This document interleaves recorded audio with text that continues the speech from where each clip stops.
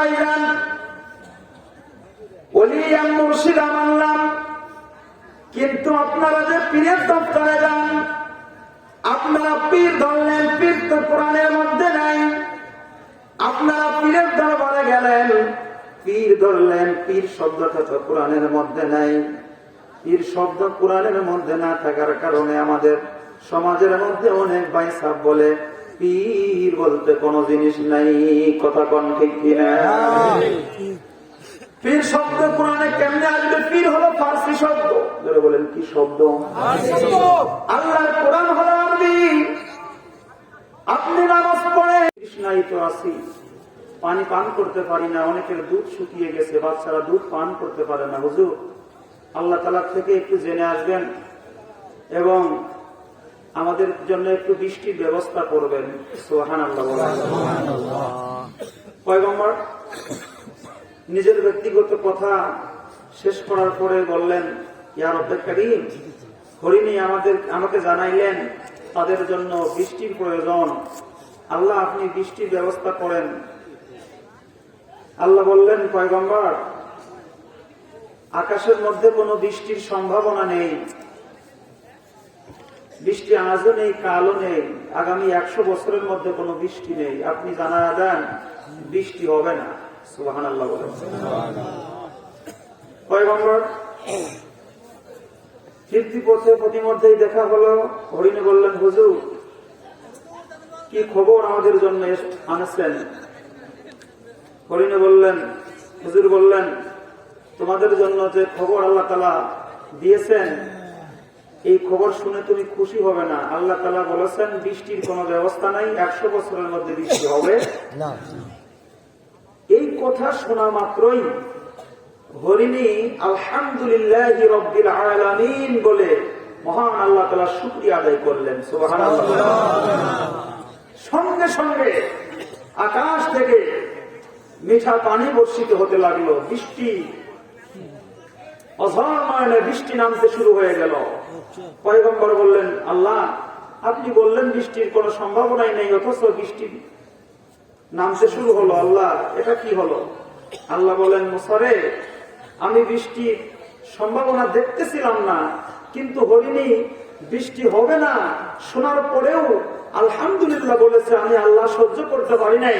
আমি আল্লাহ রহমতের মধ্যে, আমি আল্লাহ তাআলার রহমতের ভান্ডারে ঢেউ খেলতে শুরু হয়ে গিয়েছে, সহ্য করতে পারি নাই।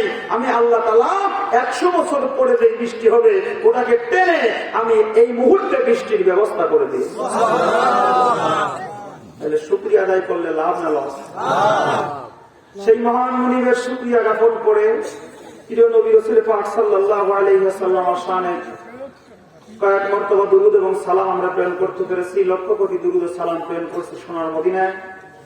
আমার দয়াল মুর্শিদ বিশ্বলি খাজা ফরিদপুরি কেবলা জান হুজুরের পুত্র পবিত্র কদম মোবারক কদম বসি রেখে বাবার স্থলাভিষিক্ত আমাদের পরম শ্রদ্ধেয় ইমামুল জাহিরিন, ইমামুল আশিকিন আলহাজ হযরত খাজা মিয়া ভাইজান মুজাদ্দিদ সাহেব দয়ের পুত্র পবিত্র কদম মোবারকে কদম বসি রেখে বাবার আওলাদ আমাদের পরম শ্রদ্ধেয় আলহাজ হযরত খাজা মেজো ভাইজান মুজাদ্দিদ সাহেব দয়ের পুত্র পবিত্র কদম মোবারকে কদম বসি রেখে বাবার আহলে বাইতের প্রতি ভক্তি চুম্বন রেখে আজকের আয়োজিত এই মহতি মাহফিলের সম্মানিত সুনামধন্য সভাপতি সাহেব, প্রধান অতিথি, বিশেষ অতিথি, দিগর উলামায়ে কেরাম, উলামায়ে আহলে সুন্নাহ পরিচালনায় যিনি আছেন আমার প্রিয় দোলন ভাই সহ কালাম ভাই, নাসির ভাই এবং আরো অনেকে উপস্থিত আছেন। অনেকের নাম আমি জানি, অনেকের নাম জানি না, লিফলেট না থাকার কারণে আমি বলতে পারছি না, পিছনে লেখা।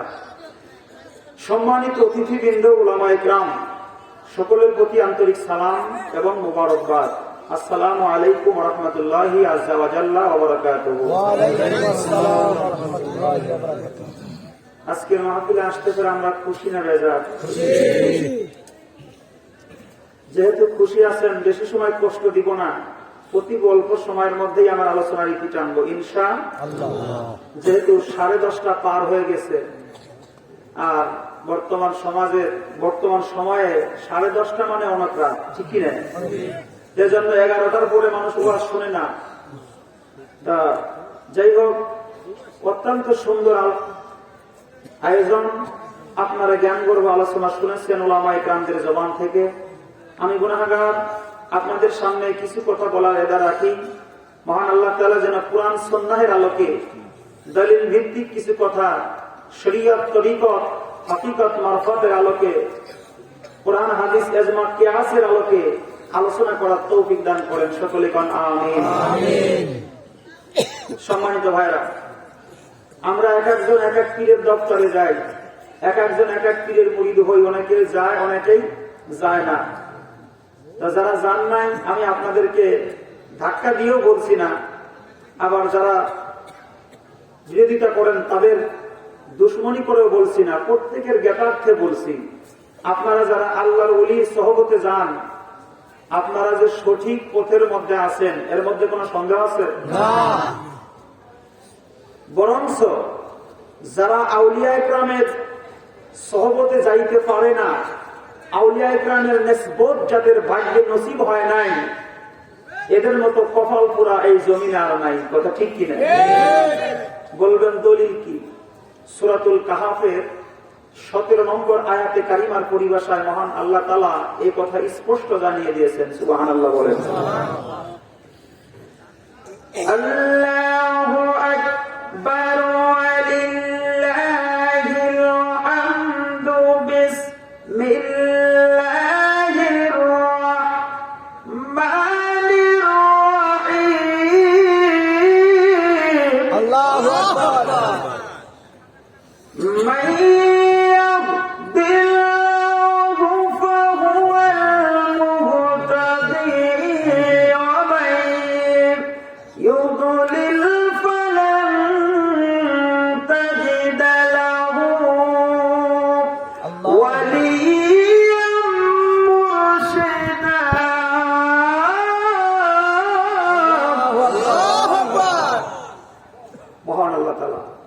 কালাম পাকের মধ্যে জানিয়ে দিলেন, মাইয়াহদিল্লাহু ফাহুয়াল মুহতাদি। আমি আল্লাহ তাআলা যাদেরকে সুপথে চালাই তারাই তো সুপথ প্রাপ্ত। ওয়ামাই ইদলিল, আমি আল্লাহ তাআলা যাদেরকে গোমরাহ করে দিব, পথভ্রষ্ট করে দিব, ফালান তাজিদা লাহু, তারা কোশ্চিন কালেও পাবে না ওলিয়াম মুরশিদা। সুবহানাল্লাহ। তারা কোনো অলি পাবে না, ওলিয়াম মুর্শিদা, তারা কোনো অলি পাবে না, বন্ধু পাবে না, মুর্শিদা, পথ প্রদর্শক রূপে। যখন সুবহানাল্লাহ।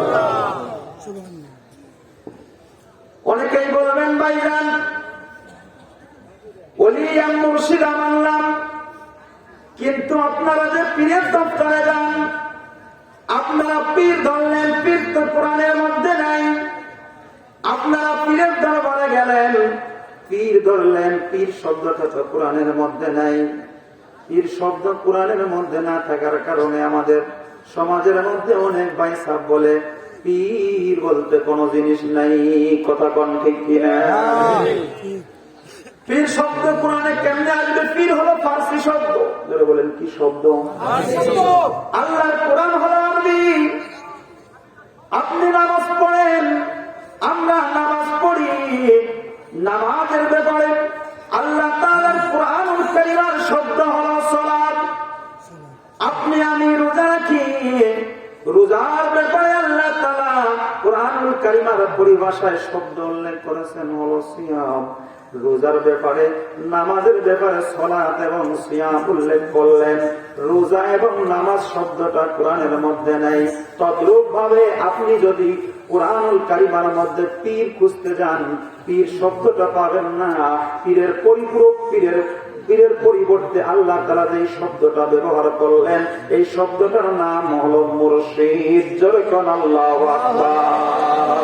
মুর্শিদের কদম বিহনে ইবাদত মিছে, বলো মুর্শিদের কদম বিহনে ইবাদত মিছে। এরে আল্লাহ নবীর গভীর তথ্য, আল্লাহ নবীর গভীর তথ্য মুর্শিদের কাছে, মুর্শিদের কদম বিহনে ইবাদত মিছে, বলো মুর্শিদের কদম বিহনে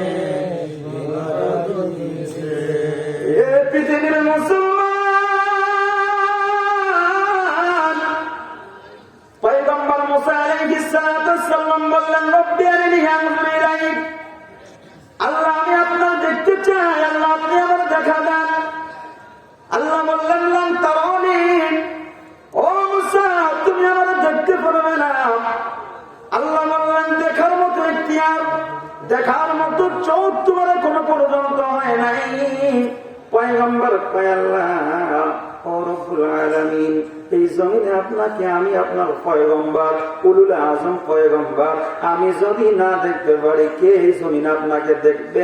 আল্লাহ তাআলা বলে দিলেন, ও মুসা, এই দেখার জন্য যেই বিদ্যাটার প্রয়োজন আছে, এই বিদ্যাটা এখনো পর্যন্ত তুমি আমল করতে পারো নাই, আনতে পারো নাই, অনুধাবন করতে পারো নাই।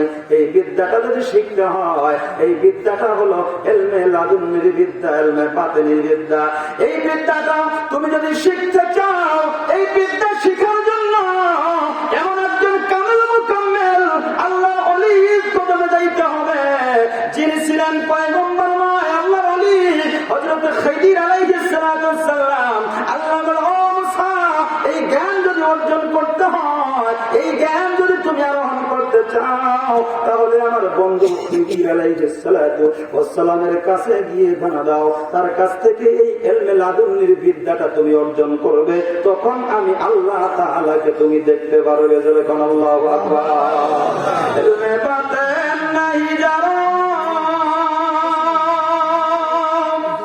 এ হাসরে সে অন্ধ, এ ইশকে খোদা নাই জানো, দোজকে সেই রয়। ঠিক কিনা? না ফরিদ করিল দান, ও তার অমূল্য চক্ষুরত, এর ইব্রাহিম সারিয়া দিল, ও তার মহামূল্য সিংহাসন। আল্লাহ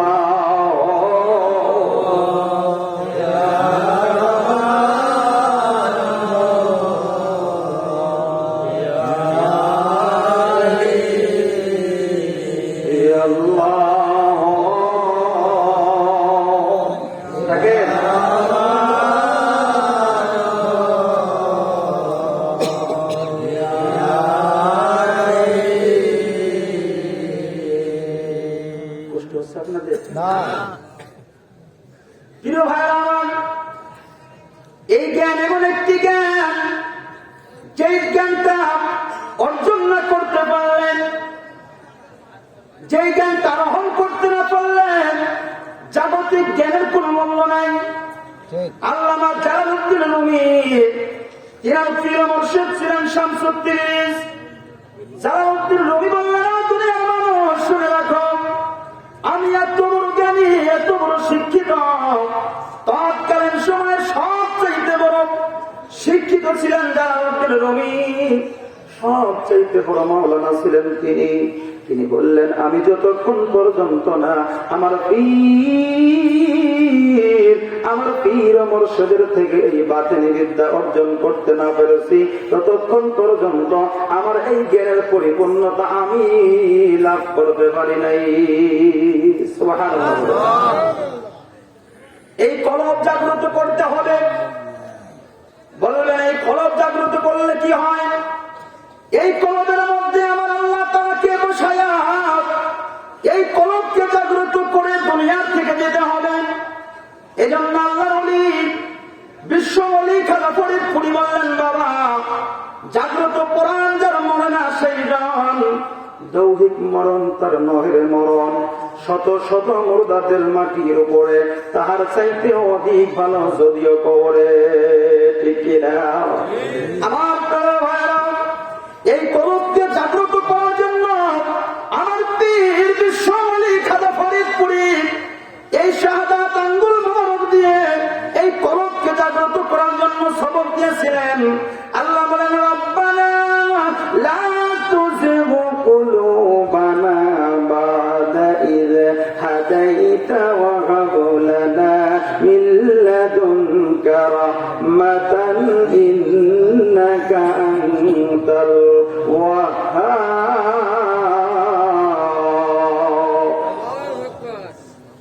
কলব তোমার জিন্দা হবে, মরণ হবে না। বলো, কলব তোমার জিন্দা হবে, মরণ পীরের সময় থাকিতে পীর মুর্শিদের সময় থাকিতে পীর মুর্শিদের কর সাধনা